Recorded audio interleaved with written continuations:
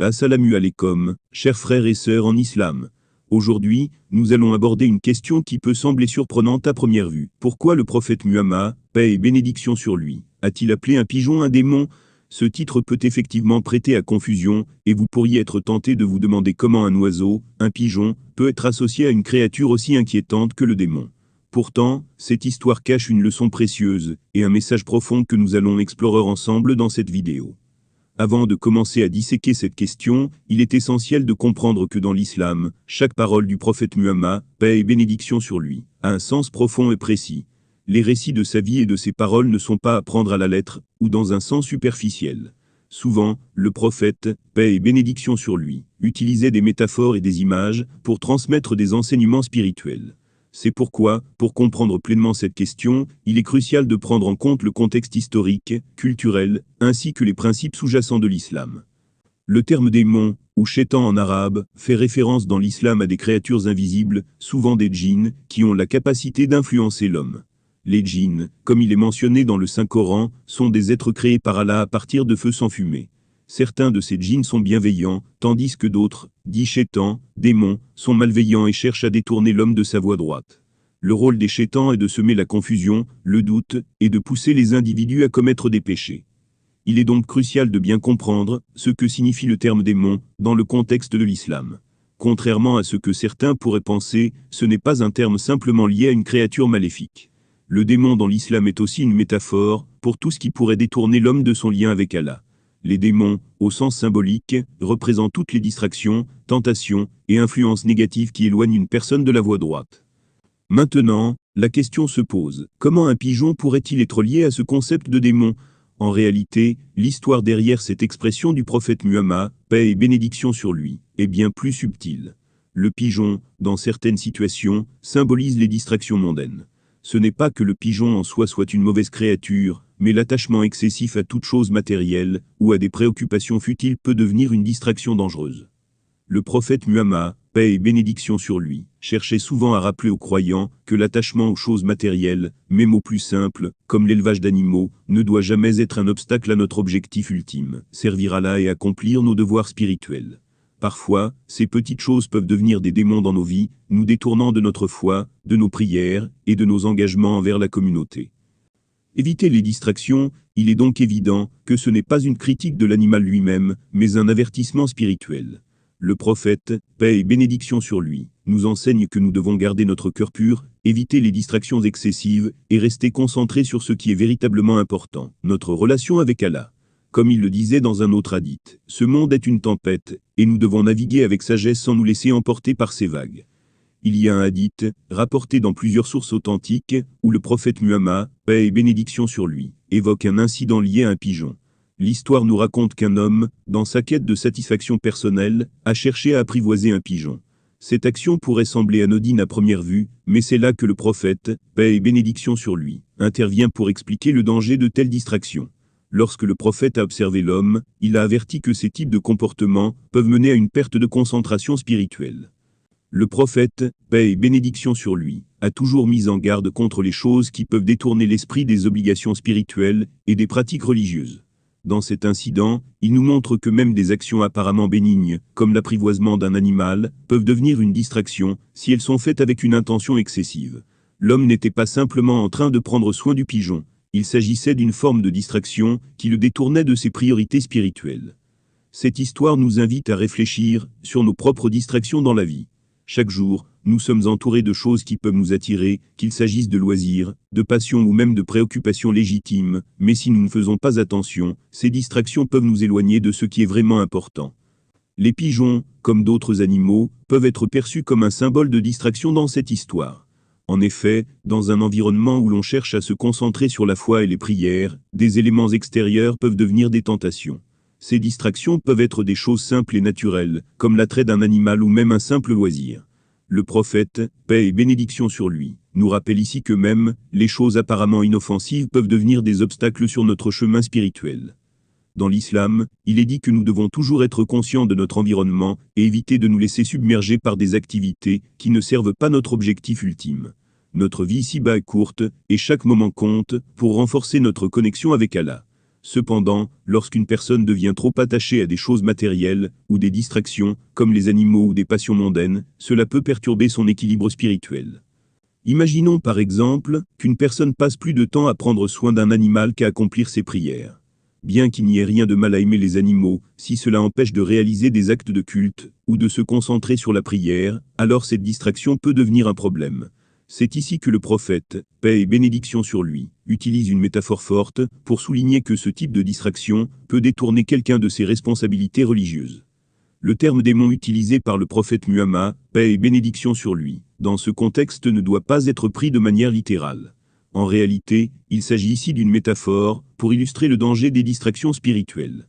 Dans l'islam, le terme shaitan, démon, désigne tout ce qui peut entraîner une personne vers l'égarement ou la négligence spirituelle.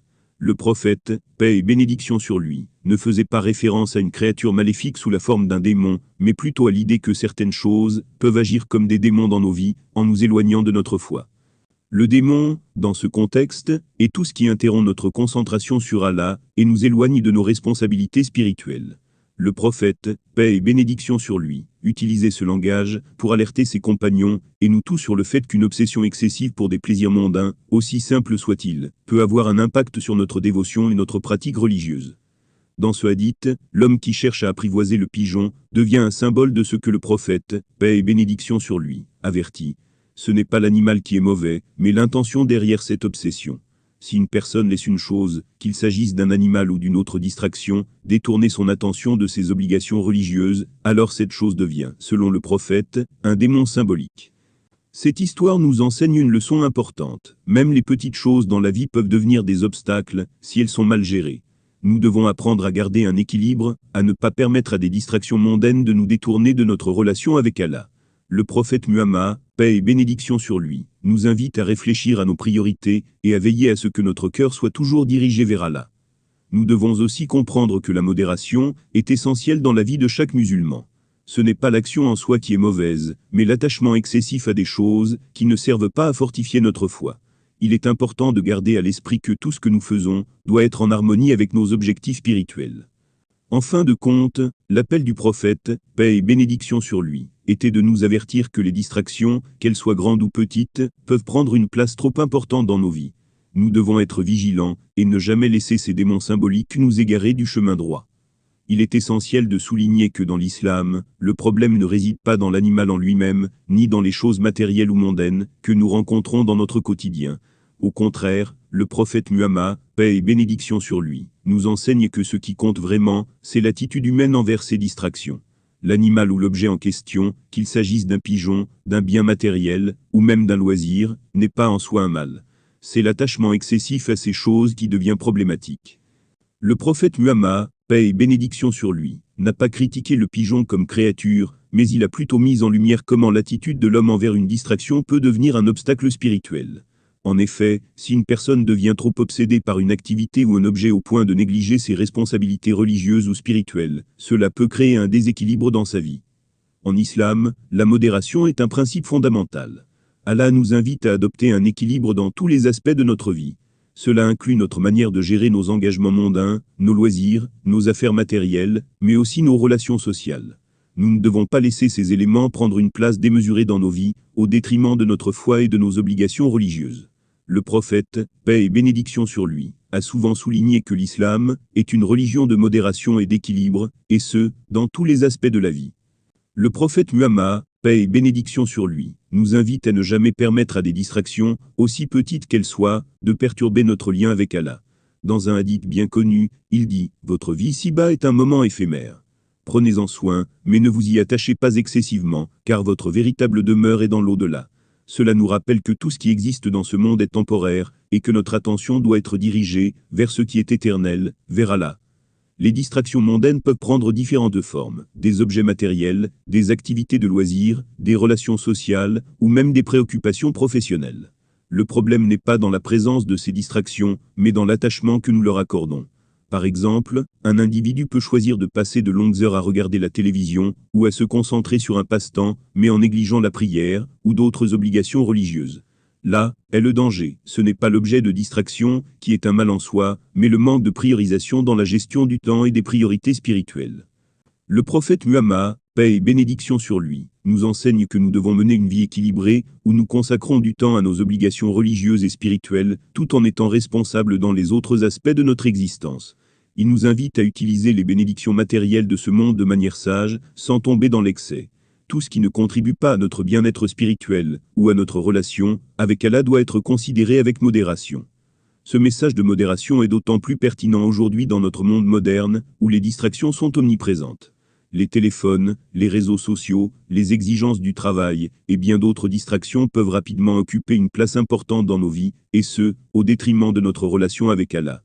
Cependant, le prophète Muhammad, paix et bénédiction sur lui, nous rappelle constamment que ce n'est pas seulement la quantité de temps que nous consacrons à ces distractions, mais aussi la manière dont elles influencent notre cœur et notre esprit. Nous devons nous demander, est-ce que ces distractions nous éloignent de nos prières ? Nous font-elles négliger notre devoir envers notre famille, nos amis ou la communauté?